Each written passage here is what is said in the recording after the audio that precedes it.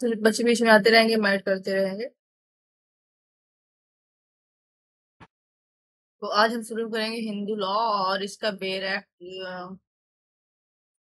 से 4 बेर एक्ट पढ़ना है। बहुत छोटे छोटे से बेर एक्ट हैं, ठीक है, बहुत छोटे छोटे से हैं। सबसे पहले हिंदू मैरिज एक्ट पढ़ेंगे। और ये पहला बेर एक्ट है, इससे सबसे ज्यादा क्वेश्चन आएगा। साथ ही साथ इसका क्वेश्चन आंसर भी करते रहेंगे, ठीक है।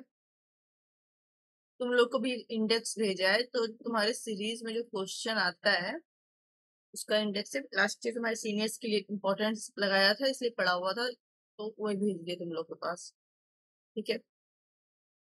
तो देखो, उसी सीरीज पे मैंने क्वेश्चन आंसर भी बनाया है।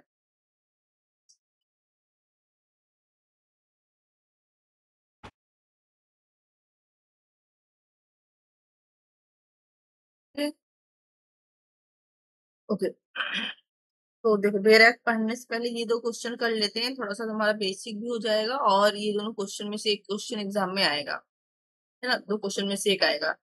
तो सबसे पहले आएगा, हिंदू विधि के स्रोत क्या है। सोर्स ऑफ हिंदू लॉ, ठीक है। और तुम्हारा अगर तुमने सीरीज खरीदा होगा तो उसमें भी ये क्वेश्चन होगा, ठीक है।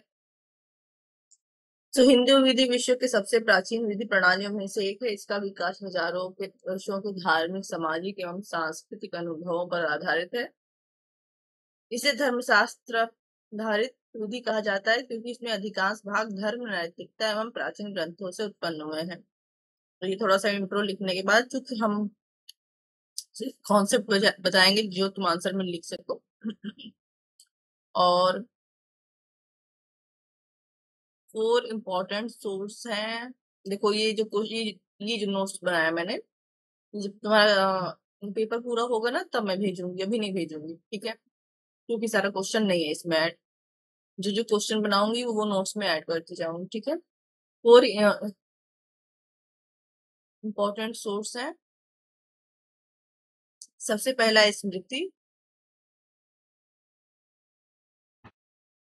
दूसरा है आचार और रूढ़ी। आचार मतलब खाने वाला आचार, व्यवहार, ठीक है। आचार और आचार या रूढ़ी, कस्टम जिसको बोलते हैं, ठीक है। खाने वाला अचार पिकल्स मत लिख देना, ठीक है। तीसरा सोर्स है, सॉरी, एक क्या लिखा मैंने, स्मृति हो गया, ग्रंथ कहाँ गए। श्रुति, पहला होगा श्रुति। ओके, पहला होगा श्रुति। श्रुति मतलब जो सुना गया है, ठीक है। इसको नंबरिंग दो, क्योंकि न्यायिक निर्णय सबसे लास्ट में आएगा, जो मॉडर्न सोर्स है, ठीक है। और ये तीनों जो है ओल्ड सोर्सेस है। तो तुमको लाइन से लिखना है, हमको चूंकि चारों को एक्सप्लेन करना है, इसलिए हम चारों अगल बगल लिख रहे हैं, ठीक है। न्यायिक निर्णय, न्यायिक निर्णय जाहिर सी बात है नए सोर्स है।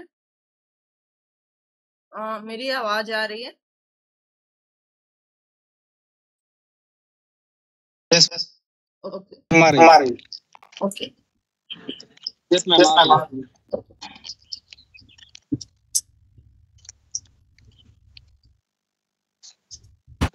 चलो, तो सबसे पहले देखते हैं श्रुति क्या है। देखो, यहाँ पे कहानी तो पूरा पूरा लिखा हुआ है, लेकिन हम थोड़ा सा शॉर्ट में बनाएंगे, तुम लोग शॉर्ट बना के भी याद कर सकते हो, ठीक है, ठीक है। श्रुति का सीधा सा मतलब होता है जिसको सुना गया है, जिसको सुना गया है। इसका अर्थ होता है जिसको सुना गया है। एग्जाम्पल होंगे हमारे वेद। अब तुमको आगे लिखना है तो चारों वेद का नाम लिखो, जैसे 4 वेद, ऋग्वेद, यजुर्वेद, सामवेद, अथर्ववेद। देखो, इसको संकलित किया गया है, वेदों को लिखा नहीं गया है। हम पढ़ते हैं कि जो उनको महर्षि, क्या नाम था उनको, महर्षि का नाम नहीं याद आ रहा हमें, महर्षि सिस्टम का और पुत्र दोनों का नाम नहीं याद आ रहा, उन्होंने इनको संकलित किया था। इसका मतलब वेद बहुत पहले से थे, इनको सिर्फ लिखा नहीं गया है। क्यों? क्योंकि इनके रचयिता जो है, इनकी रचना देवों द्वारा की गई है। ये अपौरुषेय हैं, अपौरुषेय है मतलब इनको इंसानों ने नहीं लिखा है, इंसानों ने नहीं लिखा है, इंसानों ने सिर्फ संकलित किया है, ठीक है। ओके। और जिस महर्षि ने किया उसका नाम नहीं याद आ रहा, चलो नहीं याद आ रहा, नहीं लिखना है क्योंकि हिस्ट्री तो लिख नहीं रहे है ना। उससे पहले क्या होता था, अब देखो तुम अगर रामायण वगैरह में देखोगे, ऋषि जो गुरु होता था वो ऐसे पेड़ के नीचे बैठता था, ठीक है, और वहीं से अपने शिष्यों को बैठकर वेदों का ज्ञान देता था, ठीक है।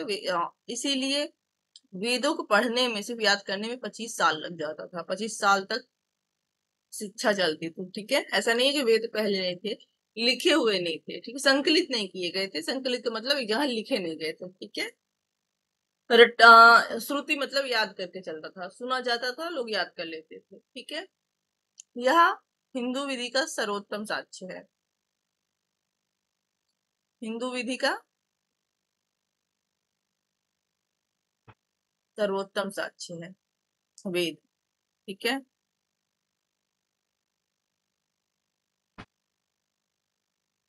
ओके। ओके।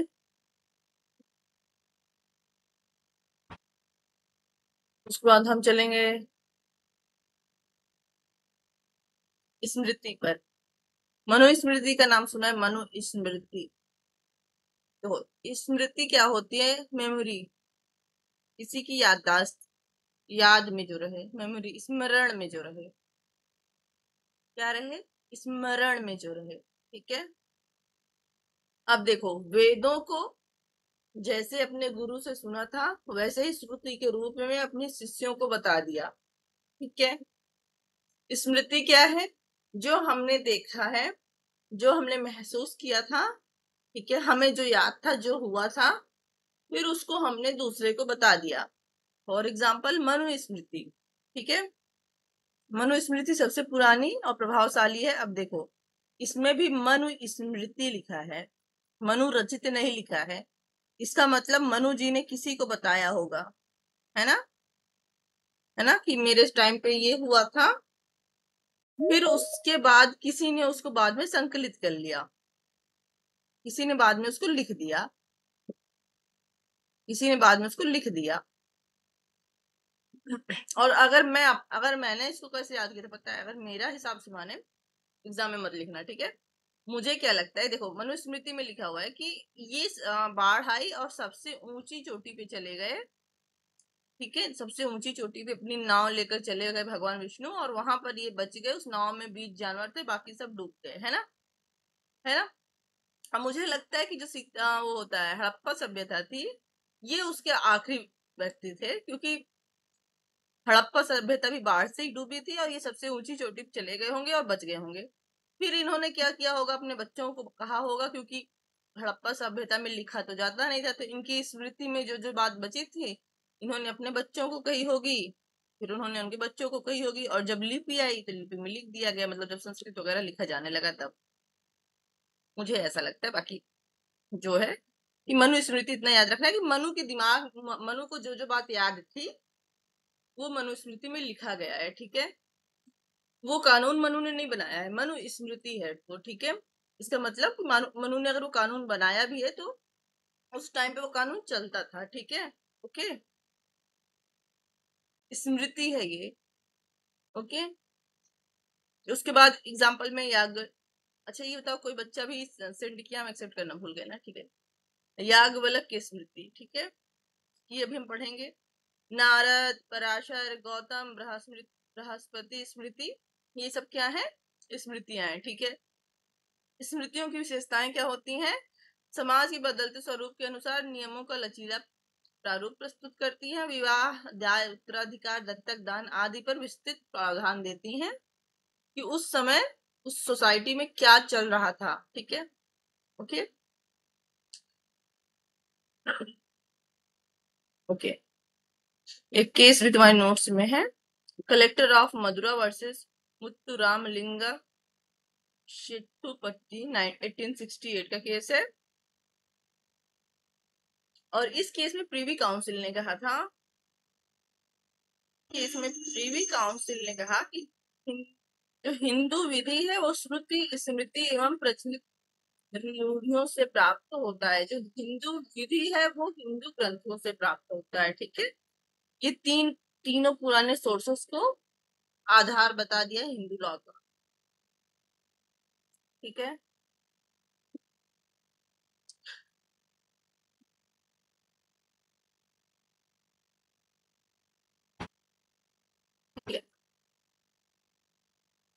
देखो, मनुस्मृति के अलावा एक स्मृति और हमको याद रखनी है। देखो, मनुस्मृति में कुछ भेदभाव है लोगों में, लेकिन एक स्मृति और है, वो है याग वलक की स्मृति। ये जरूर याद रखना है, ये भी हम आगे पढ़ेंगे भी ये स्मृति, ठीक है। क्यों पढ़ेंगे बता रहे हैं, क्योंकि ये भी जो है कानून ही इसमें दिए गए हैं सोसाइटी से संबंधित, और इस पर 2 टीकाएं लिखी गई हैं, मिताक्षरा और दाय भाग, ठीक है। और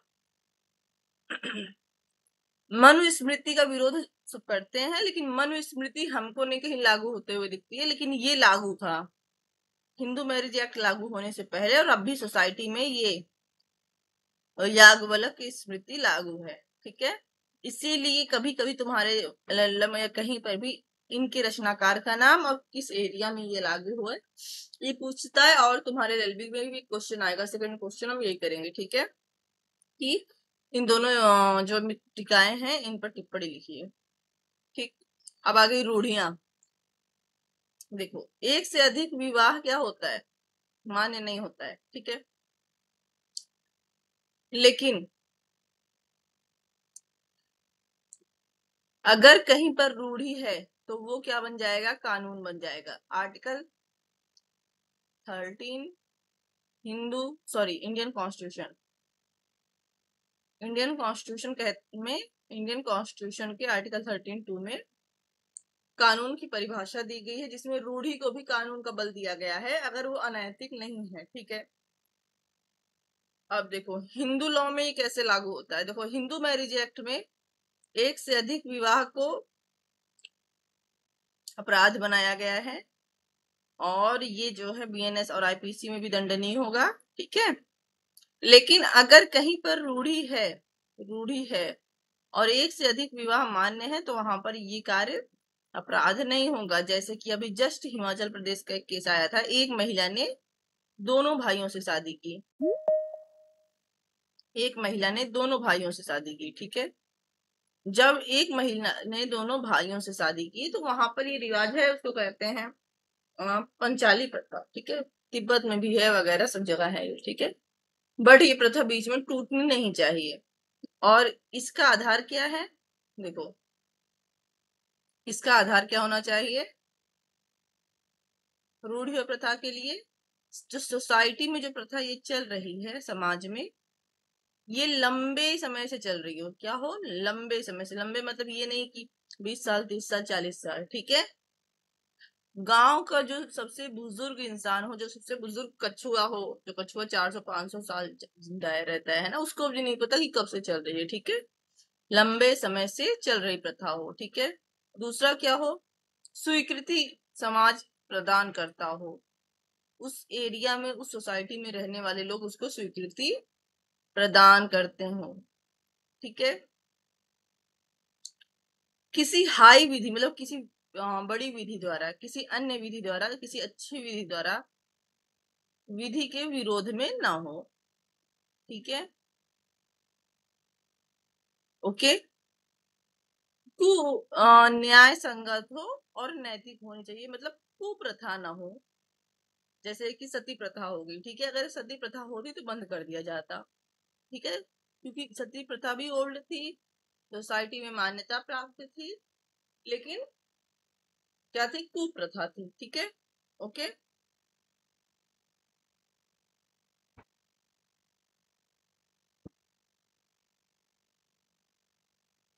देखो, और प्रथा के प्रकार भी यहाँ देख लेते हैं, रूढ़ी के प्रकार, है ना। तो सबसे पहला होता है स्थानीय, जो किसी एक एरिया में चलती है, ठीक है, विशेष विशेष क्षेत्र में चलती है। कहाँ चलती है, विशेष क्षेत्र में। जैसे कि अभी हिमाचल के कुछ एरिया में या तिब्बत के कुछ एरिया में पति विवाह चलता है, जितने भाई रहते हैं उनके लिए एक एक वाइफ आती है। क्यों आती है? क्योंकि जब वहां प्रथा चालू हुई थी तो उसका आधार ये था कि पहाड़ी इलाकों में खेती नहीं होती। आज भी अगर पहाड़ी इलाकों में कोई बीमार पड़ गया ना, तो तुम फोन करते हो, पुलिस आ गई, एम्बुलेंस आ गई, 3 दिन 4 दिन तक तो पता भी नहीं चलेगा कि लेकर कहाँ जाना है। ठीक है, तो एक वाइफ रहती थी, सारे भाइयों की एक से शादी कर दिए, प्रॉपर्टी नहीं बटती थी। अगर सारे भाई भी कमा रहे हैं और किसी एक को कुछ हो गया तो घर का खर्चा किसी न किसी तरीके से चल जाता था। ठीक है, और ये जाति जनजाति प्रथा थी। ठीक है, तो उस एरिया में चलता था, इसलिए वो लेडीज अभी तक उसको फॉलो कर रही हैं। दूसरा, जातीय रूढ़ी। अब देखो वही वाला एग्जांपल सिर्फ लेते हैं, वही वाला। ठीक है, हिमाचल प्रदेश के जिस एरिया में ये प्रथा लागू है उस एरिया के सभी लोग इसको फॉलो अब नहीं करते हैं। जैसे उस एरिया में कोई विशेष जाति जो हमेशा उस एरिया में रही है, ठीक है, वही जाति विशेष जाति ही है या विशेष समुदाय है जो उसको फॉलो करता है। ऐसे ही आई थिंक गुजरात या कोई जनजाति का मैंने देखा था, वहां जब लड़का लड़की के लिए शादी करने जाता है तो मधुमक्खी के छत्ते से अपना पूरा मुंह कटवाता है। ठीक है, और जो लास्ट तक टिका रहता है उसी की शादी होती है। ओके, तीसरा होता है पारिवारिक रूढ़ी। पारिवारिक मतलब किसी परिवार में कुछ ऐसा चलता हुआ चला आया है। ठीक है, जैसे सामान्यतः 7 फेरे होते हैं। किसी कारण से किसी परिवार में कुछ हो गया था तो फेरा समाप्त कर दिया गया। उस परिवार में शादी होगी तो फेरा नहीं होगा, या एक फेरा होगा या 2 फेरा होगा। ठीक है, ओके।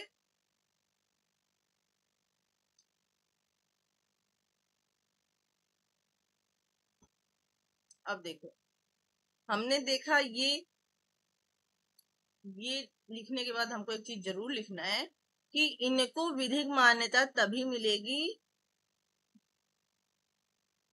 जब ये लंबे समय से क्या हो, चलते आ रहे हो, है ना, लेकिन निरंतर प्रचलित रहे हो। निरंतर मतलब लगातार चलते आ रहे हो। ठीक है, बीच में विराम ना दिया गया हो, बीच में विराम ना दिया गया हो। जैसे कि हमने हिमाचल प्रदेश वाला केस देखा, जिस लड़की ने दोनों भाइयों से शादी की, एक अमेरिका में जॉब करता है, एक इंडियन गवर्नमेंट जॉब में, इंडियन सेंट्रल गवर्नमेंट जॉब में। ठीक है, अगर ये लड़की नहीं करती, इसके माँ ने किया होगा, पिता ने किया होगा, लड़के के भी माँ और पिता ने किया होगा। ठीक है, जो दोनों लड़के हैं उनके भी माता पिता ने किया होगा, लड़की के भी। ठीक है, अगर दोनों में से किसी ने प्रथा तोड़ दी होती, मान लो कि लड़की के माँ ने नहीं किया होता और उसके बाद लड़की वो प्रथा करती, तब उसको मान्यता नहीं देता कानून। ठीक है, बीच में विराम नहीं होना चाहिए। ठीक है, ओके। तीसरा, अनुचित नैतिकता के विरुद्ध और न्याय के विपरीत नहीं होना चाहिए।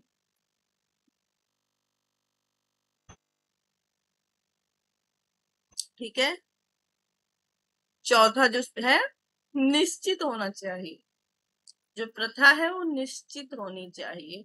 अनिश्चित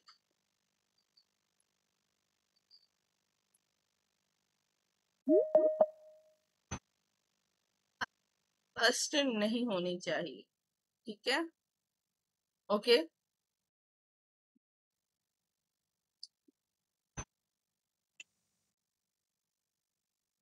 बलुसामी रेड्डी वर्सेस नारायण रेड्डी 1957।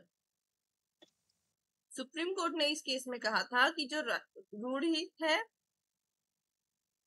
वो तब तक मान्य है जब तक वह प्राचीन है, निश्चित है और न्याय संगत है। ठीक है, एक केस बहुत है। ओके,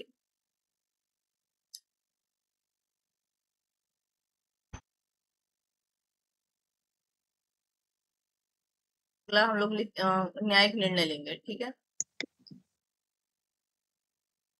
वो तुम्हारे नोट्स में बहुत सारी चीजें देख लेना, अच्छा अच्छा चीजें मैंने डाला है। ठीक है, और चौथा सोर्स है न्यायालय के निर्णय। तो न्यायालय आजकल जो निर्णय देता है कानून बनाकर,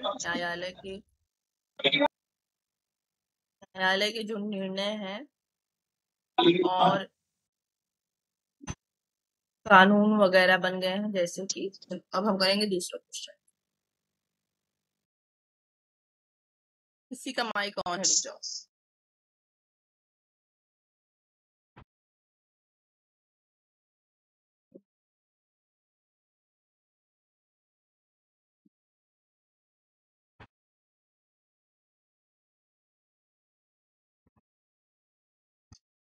यहाँ ठीक है।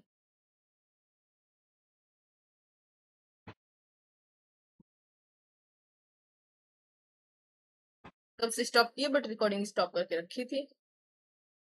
फिर एक मिनट है, जो भी रिकॉर्डिंग है उसको हम चेक कर लेंगे कहाँ से स्टॉप हुई है, ठीक है। Who is Hindu? तो हिंदू जो धर्म से नहीं, धर्म मतलब हमारे लिए धर्म क्या है, कर्म है, ठीक है। कोई नियम फॉलो करना नहीं, बल्कि कर्म फॉलो करना है हमारा, ठीक है। हिंदू का मतलब होता है आप जिस भी चीज में बिलीव कर रहे हो। तो तुमको सबसे अच्छा एग्जाम्पल बताते हैं, सबसे अच्छा एग्जाम्पल बात करते हैं। जिस भी चीज में बिलीव कर रहे हो वही आपका कर्म है, और उसको आप सच्चे भाव से करो, ठीक है। किसी पर कुछ नहीं थोपना है, कुछ कन्वर्ट नहीं करना है, कुछ नहीं करना है। एग्जाम्पल हम दे रहे हैं, भगवान कृष्ण का दे रहे हैं, ठीक है। भगवान कृष्ण और जैन धर्म का नाम सुना है, जैन धर्म, ठीक है। इसके 23वें तीर्थंकर थे कि दूसरे तीर्थंकर थे, मुझे ये कंफर्म याद नहीं आ रहा, ठीक है। ये भगवान कृष्ण के मित्र थे, भगवान कृष्ण के मित्र थे। भगवान कृष्ण जो विष्णु जी के अवतार हैं, और ये जैन धर्म, ये अपना अलग धर्म के हैं, और भगवान कृष्ण जी अपना अलग धर्म के हैं, ठीक है। मतलब ये विचार को फॉलो कर रहे हैं, तो आप जिस विचार को फॉलो करते हो वही आपका कर्म है और वही आपका धर्म है। अगर आप सत्य कर्म को फॉलो कर रहे हो तो आप पुण्य कर रहे हो। अगर आपने सत्य फॉलो नहीं किया है, अन्याय पाप किया है, तब आपको पाप मिलेगा, ठीक है। ओके, सो जब तुमको हिंदू लिखना है तो लिखना है सबसे पहले Hindu is born not made. भी बताते हैं कौन बोला था ये,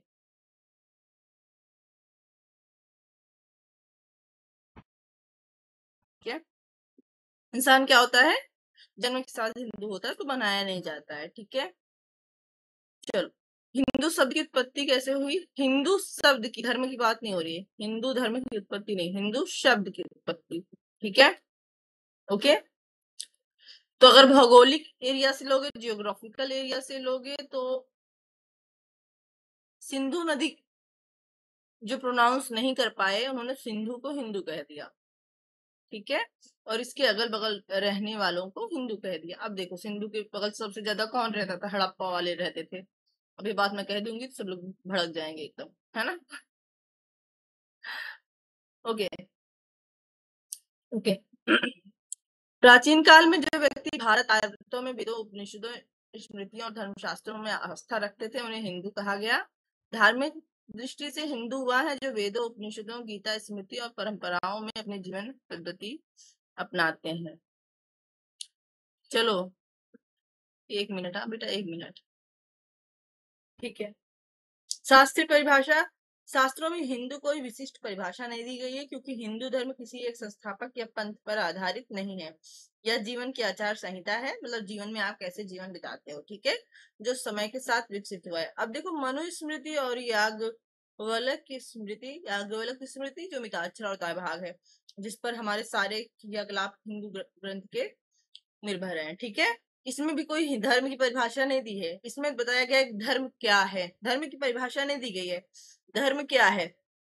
धर्म सत्य, अहिंसा, करुणा करना, दान करना और श्रुति स्मृति में आस्था रखने वाला व्यक्ति ही धर्मनिष्ठ है, ठीक है, ये बताया गया है।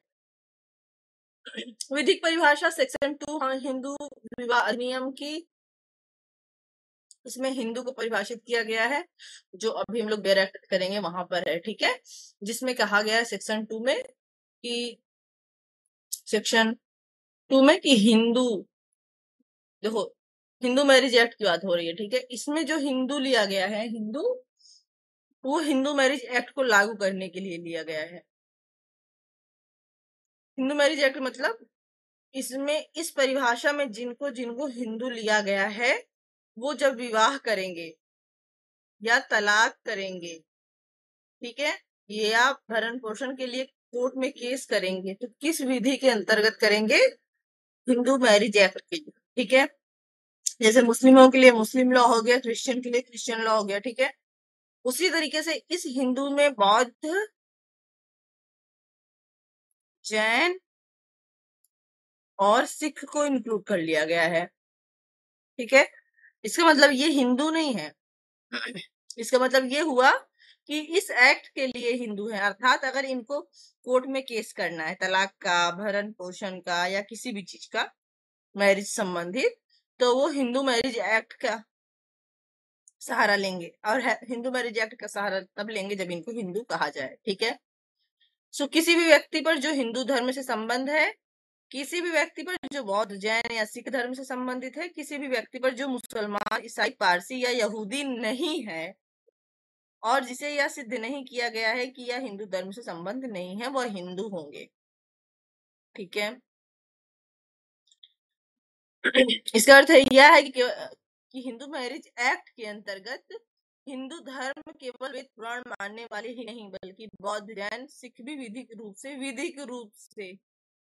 रूप से हिंदू माने जाते हैं। ठीक है, नाउ हिंदू जन्म से होता है सिद्धांत देख लेते हैं हम। ठीक है, Hindu is born not made Hindu धर्म की एक मौलिक धारणा को व्यक्त करता है। हिंदू धर्म में व्यक्ति की धार्मिक पहचान जन्म पर आधारित होती है। हिंदू धर्म में दीक्षा या प्रवेश संस्कार जैसी कोई औपचारिक प्रक्रिया नहीं है। मतलब मान लो कि तुम्हारे मम्मी पापा हिंदू हैं और तुम उनके घर में पैदा हुए तो तुम हिंदू हो गए। ठीक है, जैसे कि एग्जाम्पल में दिया हुआ, जैसे कि इस्लाम में अगर मुस्लिम के घर बच्चा पैदा होता है तब भी उसके कान में कलमा पढ़ा जाता है। ठीक है, ताकि वो मुस्लिम हो जाए, पूर्ण मुस्लिम हो जाए। अगर वो कलमा नहीं पढ़ा गया तो पूर्ण मुस्लिम नहीं है। अगर ईसाई के घर में बच्चा पैदा हुआ है,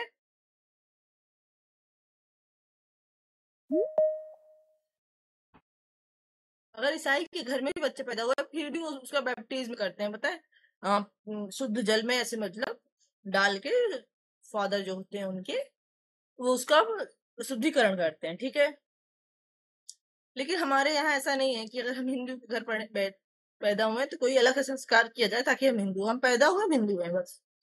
ठीक है, इसलिए पारंपरिक रूप से माना जाता है कि Hindu is born and not made. ठीक है, परिवार और संस्कार का प्रभाव, जिस परिवार में जन्म लेते हैं उसी के संस्कार, देवी देवता, पूजा पद्धति इत्यादि को मान लेते हैं। ठीक है, नो फॉर्मल कन्वर्जन, जन्म के बाद कोई धर्म परिवर्तन नहीं किया जाता है जैसे बाकी सब में किया जाता है, कलमा पढ़ना, बैप्टिज्म करना इत्यादि। ठीक है, अब दूसरा वाला धर्म परिवर्तन की बात नहीं हो रही है, दूसरे वाले धर्म परिवर्तन की बात नहीं हो रही है। ठीक है, न्यायिक दृष्टिकोण, न्यायालय ने क्या कहा है, तो न्यायालय के सामने यह क्वेश्चन आया कि क्या कोई व्यक्ति हिंदू धर्म अपना सकता है जबकि हिंदू रिलीजन में धर्म परिवर्तन के लिए कोई तरीका ही नहीं दिया गया है। इस्लाम में कलमा पढ़ना है, क्रिश्चियन बनना है तो आपको बैप्टिज्म करना होगा, जबकि हिंदू धर्म में ऐसा कुछ नहीं दिया गया है। ठीक है, न्यायालय कहता है आप सिर्फ अगर हिंदू रिलीजन में विश्वास करने लगते हैं, विश्वास कैसे, उन्हीं की तरह आचरण करने लगे और व्यवहार करने लगे तो आप हिंदू हो जाएंगे। ठीक है, नौ एक केस था, भगवान कोयर वर्सेस जेसी बोस 1903। भगवान कोयर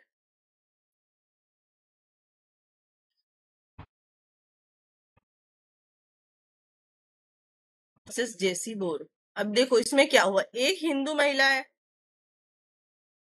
ठीक है,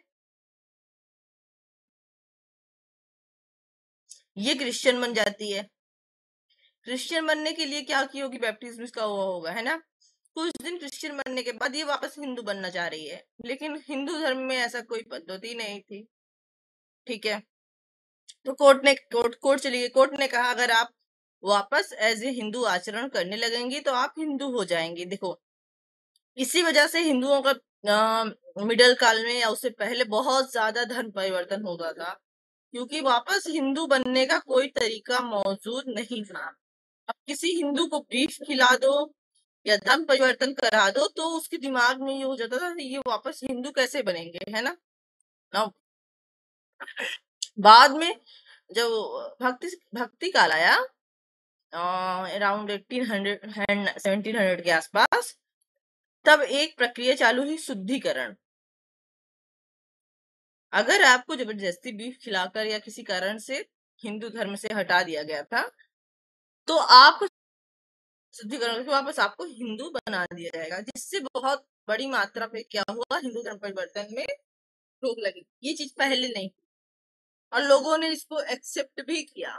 ठीक है, पहले ये ऐसा किसी ने सोचा ही नहीं था। ठीक है, क्योंकि जो लोग हिंदू रहना चाहते थे, कन्वर्ट हुए थे फोर्स के थ्रू, उन्होंने इसको एक्सेप्ट किया और वो हिंदू रह गए। अब देखो, ये चीज तुम लोग एग्जाम में मत लिख देना, बट हम तुमको सिर्फ बता रहे हैं। ठीक है, ये वाला ग्रीन वाला मैं इरेज भी कर दे रहे हैं। ओके, और अगर वो खुद से, देखो, इंसान के दिमाग में डालने वाली बात है, अगर वो खुद से आचरण करते हिंदू, तो वो हिंदू ही थे, भले उनको कुछ भी खिला दो, है ना। जैसे भी केरल वगैरह में हिंदुओं को बीफ खाते हैं, कुछ हिंदू बीफ खाते हैं, बट वो हिंदू की तरह आचरण करते हैं, तो हिंदू हैं। लेकिन उस टाइम के लोग एक्सेप्ट नहीं करते। तो शुद्धिकरण एक तरीका हो गया लोगों के दिमाग में बात डालने की कि अब ये शुद्ध हो गए हैं, तो उनको सोसाइटी क्या कर देती थी, एक्सेप्ट कर लेते। ठीक है, ओके ओके।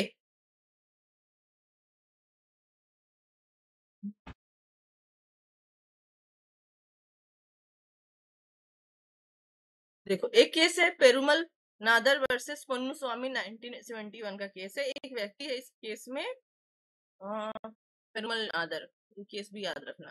ठीक है, इस केस में एक व्यक्ति ईसाई पैदा हुआ है, ईसाई पैदा हुआ मतलब बैप्टिज्म भी उसका वगैरह सब हुआ, लेकिन उसने क्या किया, हिंदू की तरह जीवन जीने लगा वो, और शादी भी हिंदू से कर ली।